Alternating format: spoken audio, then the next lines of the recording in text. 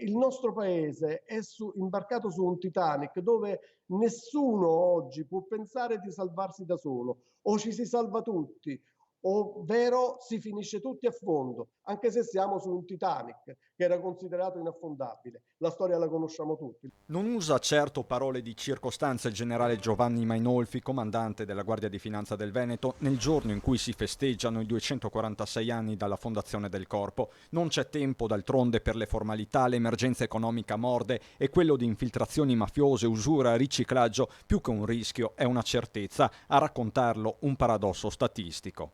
Pensate che nei 90 giorni dal 5 di marzo al 5 di giugno sono state costituite nel Veneto oltre 4.000 ditte individuali e oltre 1.000 società. E fino a qui, tutto sommato, ci può stare questo dato, perché è una tendenza che grosso modo è fisiologica anche con gli altri anni. Ma l'anomalia dove sta? Sta nel fatto che in questi 90 giorni tutti eravamo chiusi in casa. Le prime verifiche raccontano spaccati inquietanti, circa 300 i profili problematici già individuati. Sono soggetti che hanno dei precedenti specifici per reati fallimentari, per riciclaggio, per usura, per estorsione, per bancarotta.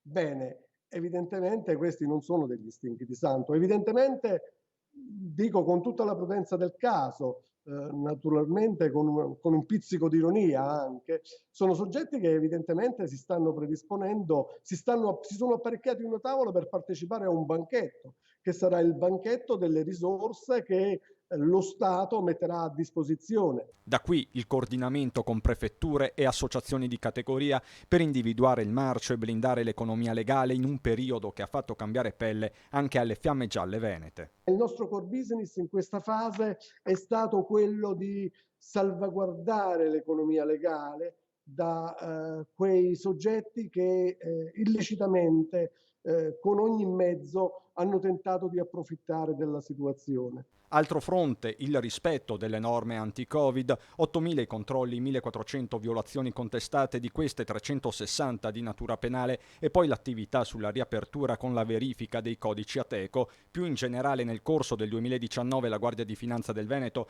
ha eseguito 38.000 ispezioni, oltre 1.000 i reati fiscali, 40 arresti. Il valore dei beni sequestrati è di oltre 60 milioni di euro. Oggi i nuovi fronti con il virus che ha contagiato l'economia sana e anche qui pare di capire il vaccino non è ancora pronto.